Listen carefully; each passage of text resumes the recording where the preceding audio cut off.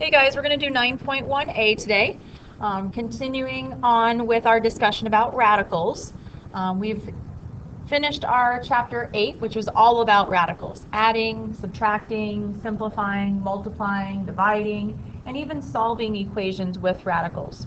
And we said when we solve an equation with a radical, we've got to get rid of the radical. And what cancels out a radical? A square, right? And we would square both sides and solve, like we did in chapter 8. Well, let's kind of go backwards. What if I gave you an equation with a square in it? Okay, for example, if I gave you the equation x squared equals 4, and I asked you, what does x equal? What can x be so that when I square it, I get 4? Can x equal 2? Because 2 squared is 4, right? Which is what I'm looking for. But isn't there another value that x could equal? And when I square it, I still get 4? Couldn't x also equal negative 2? Because if I were to take negative 2 and square it, what's negative 2 times negative 2? Negative 2 squared. Isn't that also 4? So anytime I have an x squared in my problem, I should end up getting how many answers? 2, right? That x squared tells me I should have 2 answers. But what's an easy way of getting from here to here without just guessing? Because my problems are going to obviously get a little bit more complicated than just that. So what can I do to get rid of my square? Mathematically, what can I do? I can square root, right? If I square root this side, remember to square root the other side, because when you do it to the left side, you have to do it to the right side. The square and the square root cancel out, and so then I'm just left with x on that side. And what's the square root of 4? 2, right? But remember, anytime I have a squared in my problem, I need to add plus or minus to my answer. So anytime we square root, we have to add plus or minus to our answer. That's going to get us 2 answers. X equals positive 2 and x equals negative 2. Okay? Let's do some. Let's get harder as we go. Let's look at this one. We want to solve for x, and I have an x squared in my problem, so how many answers should I have? 2. Let's go ahead and get rid of that square. What cancels out a square? Let's square root both sides. The square and the square root cancel, and is there a square root of 5? Not an even one, right? And I can't break down 5, so let's just leave it. But what am I missing? That's right, plus or minus. So I have 2 answers. X equals positive rad 5 and x equals negative rad 5. Okay? Let's do another one. Look at B. B is a little bit different than the couple that we just did. How is B different than the first 2 that we just did? There's a little bit more going on, right? There's a 4, there's a 48. So what we have to do is we have to walk through our steps of solving an equation in order to get x by itself. Okay? So we've got to figure out what's farthest away from the x that we have to move over first. There's a 4 right next to it, there's a little 2 attached to it, and then there's a 48 off to the side. Let's go ahead and move that 48 first since it's farthest away. How would I take that negative 48 and move it over? Let's go ahead and add it over to the other side. I'm left with then 4x squared equals 48. Okay? From there, I've got to get rid of the 4. I'm always going to get rid of the bigger number first that's next to it, so let's get rid of the 4 first. Right now the 4 is right next to it, which in math means multiply. So let's do the opposite to get rid of it, and let's divide by 4. 4 goes into 48 12 times. I still have to get rid of the square, so how do I get rid of the square? That's right, let's square root. If I square root one side, I square root the other side. Remember, anytime I square root, what do I have to add to my answer? Plus or minus, right? But I'm not going to say plus or minus rad 12, because what can I do with that rad 12? I can't, it's not an even square root, but can I factor tree it? Can I factor tree, take out this group, and say x equals plus or minus 2 rad 3? That's still 2 answers. I get positive 2 rad 3 and negative 2 rad 3. Okay, so I have my 2 answers, x equals plus or minus 2 rad 3. All right, let's keep going. Let's do some more. All right, here's example number, or do them with me, number 1C. This one also looks different. Okay, how does this one look different? It has an x squared, It has some extra stuff, but doesn't it also have that x term there that we haven't seen yet in any of the other examples? I cannot just ignore it and try to solve it the way I've been solving. Anytime I have an x squared and an x in my problem, the only thing that I can do in order to solve is by factoring. If I have an x squared and an x in my problem, the only thing that I can do in order to solve it is by factoring. Do you remember the steps for factoring? What's the very first thing that I have to do before I can even start factoring? Not GCF, even before GCF. Don't I have to move everything to the same side and put it in order? Right now there's an equal to sign right in the middle of my problem. So let's go ahead and move that 1 over to, so that it's on the same side as everybody else. So let's add it over. On this side then I have a 2x squared, I have a minus 3x, I have a plus 1, and then I have an equal to 0. Now that everybody's to the same side, now I can go ahead and factor it. Okay? Let's go ahead and factor. Is there a GCF? Doesn't look like it, right? How many terms do I have? 1, 2, 3. I have 3 terms. If there are 3 terms, then I'm either going to basic factor or bottoms up. And what would it be in this problem? Bottoms up, right? Because that number in front. So my steps for bottoms up. My friend doesn't read books. Here we go. The m means multiply. Let's take this 2 and multiply it by the 1. I get an x squared minus 3x plus 2. What does the F stand for?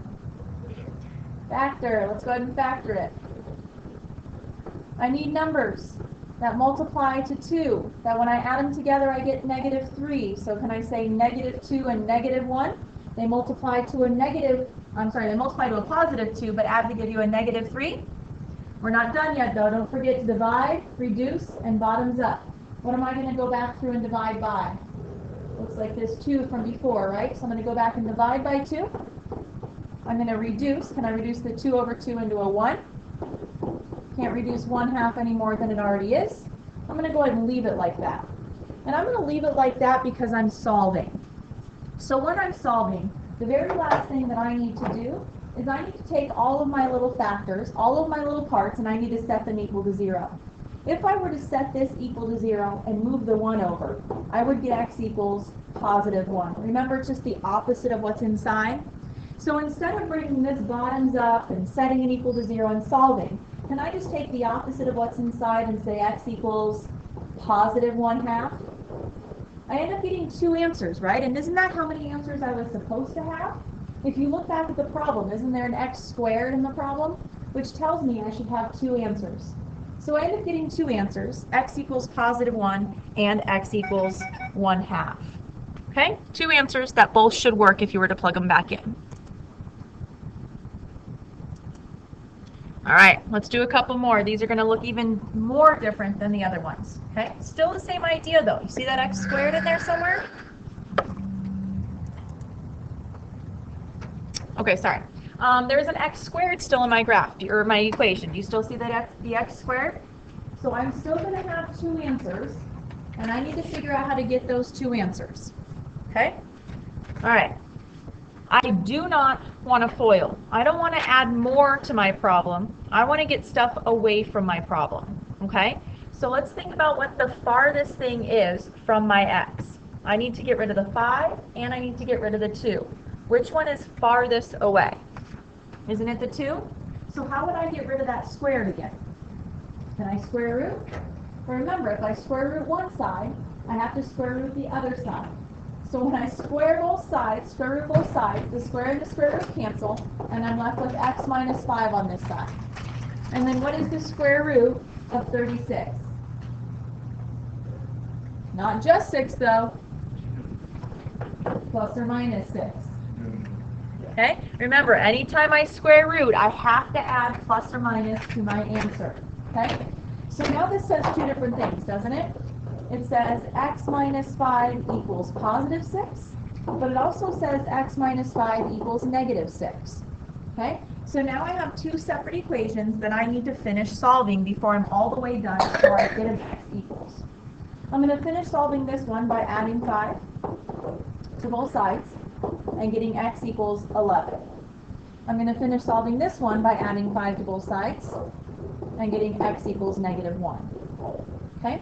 Anytime, though, we have a problem that looks like this, we should always be checking our answers to make sure that they work. One, making sure it makes sense, and two, making sure I have the right answer. So let's see real quick. Let's see how long it takes us to check these. If I take an 11 and I plug it back into my original problem, what's 11 minus 5? 6, and what's 6 squared? Do I get 36? Perfect. Let's also plug in a -1. If I plug in a -1, what's -1 minus 5? -6, and then if I square it, what's -6 squared? Also 36, right? So I end up getting two answers, which is what we said we were supposed to have, and those two answers work, right? Let's do one more. Let's look at this one, okay? I need to get x by itself. So what number do you think is farthest away? I see a squared, right? So let's get rid of that squared. What cancels out a square? Square root. I end up getting a 2x minus 3 on that side. On this side, remember I square rooted, so what do I have to add to my answer? Plus or minus, right? But I'm not going to say square root of 18. What can I say instead of the square root of 18? I say 3 rad 2. Where did I get that from? Can I factor tree it? I can factor tree into 2 and 9. 9 breaks down into 3 and 3, and I can take out my groups.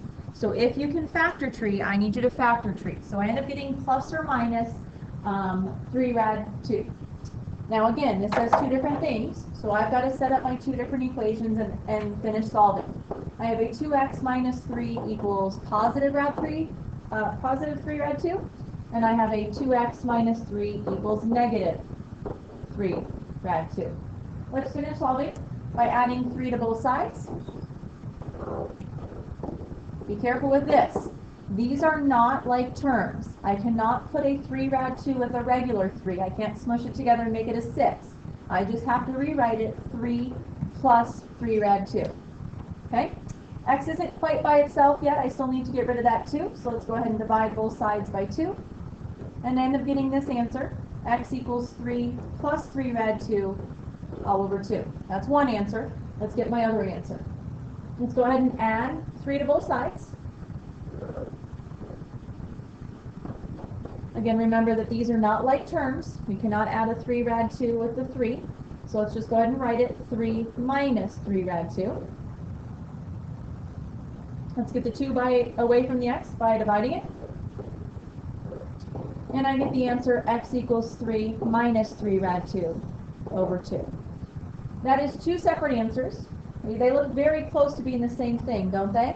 So instead of writing two different answers, could I rewrite it like this? 3 plus or minus 3 rad 2 over 2? Can I combine those into just one term? It's still two answers, one positive, one negative, but I can smush them together. You can write them separately, or you can smush them together into one final answer. Okay? We're not going to end up doing C, but if I were to do C, what would you move first? What would you get rid of first? The 2, the squared, or the 5? Which one's farthest away? You would do the 5. How would you do it? Add it over first. Okay? Then you would get the squared away by square rooting. Then you would finish solving by setting up your two different equations. You should still end up getting two different answers. Okay? Anytime you have an x squared in your problem, you should get two different answers. All right? All right. Your homework for this chapter or this section is out of the book. It's on page 545. We're doing numbers 5 through 25. I'd like you to do as much as you can right now. Maybe do a few to get you started to make sure you understand what you're doing, and then we'll finish up the homework tomorrow in class. Okay?